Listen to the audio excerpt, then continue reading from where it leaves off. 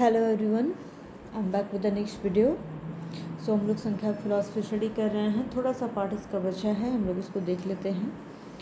तो संख्या फिलॉसफी के अनुसार एजुकेशनल इम्प्लिकेशंस क्या हैं, इसके अनुसार एजुकेशन कैसा होना चाहिए, ये आपको यहाँ पे बताया गया है। According to this philosophy an action is already inherent in a cause, है ना। जो हम लोग देख चुके हैं कि इफेक्ट जो है कॉज में ऑलरेडी निहित होता है, यानी कि कोई एक्शन जो है वो ऑलरेडी कॉज में निहित होता है। Hence it is true to remark that the development of man is already inherent in him and hence the main aim of education is to bring out the development of man to the fullest extent.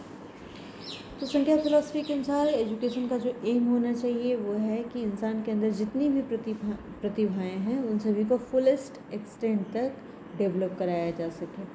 ठीक है। M of education में क्या है? The ultimate aim of education is to attain the perfection of Purusha through discrimination leading to its salvation. ठीक है।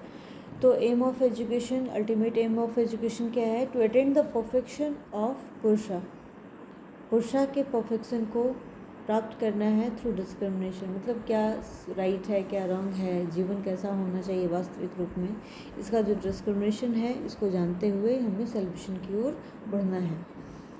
एक तरह का स्पिरिचुअल एजुकेशन की बात ये करता है। This the objective of education should be to create discerning individuals capable of attaining the perfection that exist within them. तो एक ऐसे एजुकेशन सिस्टम की ये बात करता है जिसमें इंसान जो है अपने अल्टीमेट एम को प्राप्त करे, और अल्टीमेट एम क्या होगा? अपने जो भी पेन सफरिंग के जो भी कॉजेस हैं उसको रिमूव करते हुए सल्वेशन की ओर बढ़ें। ठीक है, ईश्वर को प्राप्त करें। फिर है मेथड ऑफ टीचिंग में क्या है? यहाँ पे एक्सपीरियंशियल लर्निंग की बात की जा रही है जिसमें मैक्सिमम इन्वॉल्वमेंट ऑफ सेंसेस हो, सेंसेस का मैक्सिमम इन्वॉल्वमेंट हो, है ना। सेंसेस का मैक्सिमम इन्वॉल्वमेंट का सेंस है कि हम लोग जो है मन पे बहुत ज़्यादा कंट्रोल करें। ओके, मन पे बहुत ज़्यादा कंट्रोल करें, ये एक्सपीरियंस यहाँ इसे बताया गया है। एक्टिविटी बेस्ड लर्निंग, हम लोग जो भी सीखें वो एक्टिविटी के बेसिस पे सीखें, which includes projects, practical work etcetera, enabling the development of observation and logical reasoning. Observation and logical reasoning के डेवलपमेंट को एनेबल करता है ये सारी चीज़ें। करिकुलम कैसा होना चाहिए? फोकस ऑन नेचुरल साइंस और योगा, नेचुरल साइंस और योगा पे फोकस होना चाहिए। They believe that only a healthy and focused individual can attain salvation.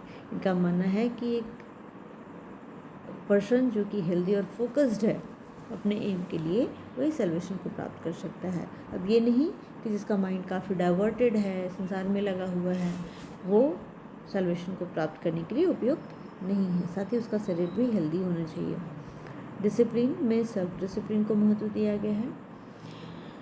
फिर है role of teacher. The teacher acts as a facilitator in the development of the innate potentiality of the child.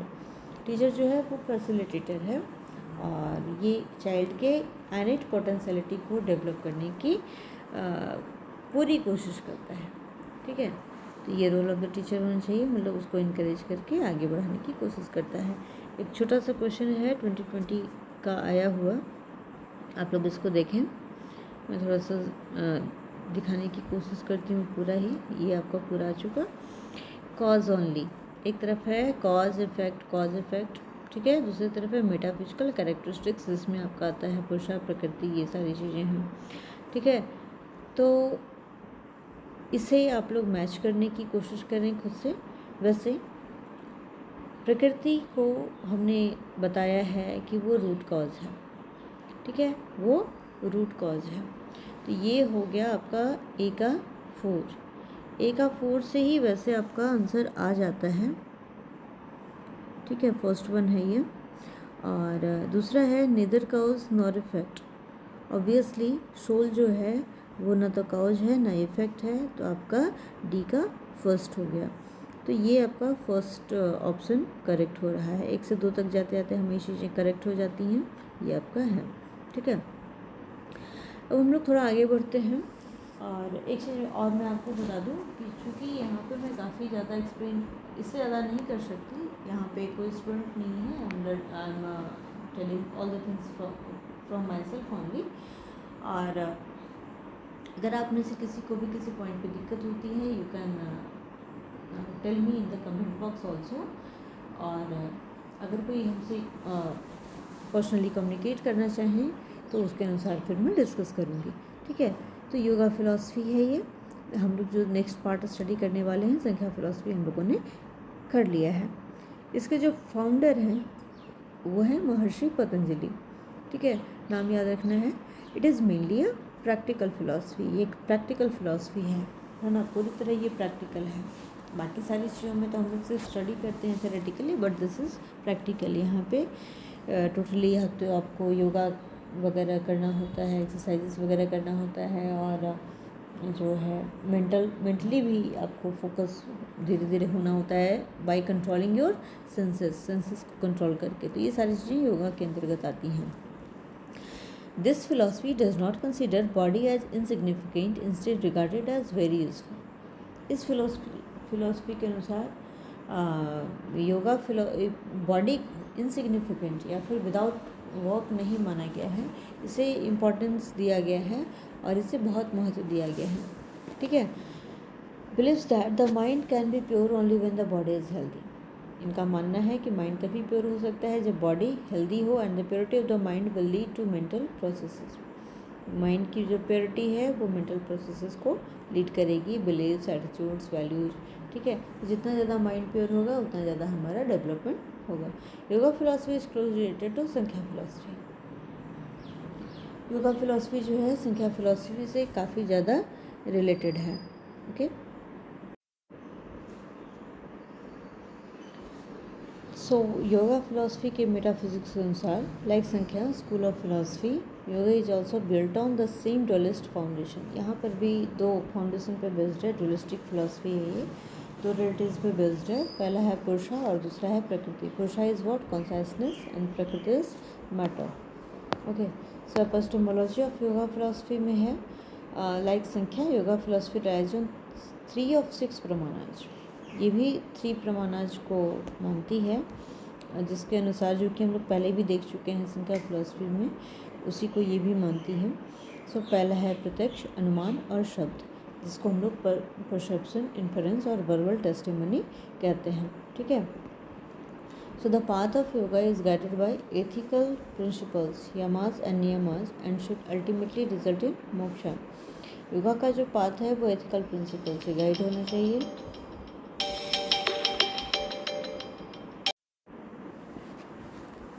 हाँ, तो जो योगा का जो path है वो ethical principal से गाइड होता है, जिसमें आपकी 2 चीज़ें आती हैं, यमास और नियमास। इन दोनों चीज़ों को फॉलो करते हुए ये सारी चीज़ें आगे बढ़ती हैं और हमें स्पिरिचुअल लिबरेशन की ओर ले जाती हैं, ठीक है। सो संख्या फिलॉसफी के जैसा ही yoga also accept the concept of God. ये भी गॉड के कॉन्सेप्ट को एक्सेप्ट करता है, described by Patanjali as Ishvara. तो इसके अनुसार जो है ये इसमें गॉड को ईश्वर माना गया है। Yoga philosophy also accept the 3 gunas of Samkhya philosophy. यहाँ पर भी 3 गुणों को माना गया है, जिसमें है आपका सत्व, रजस और तमस। जैसा कि इन चीज़ों को हम लोग प्रीवियस वीडियोज़ में डिस्कस कर चुके हैं।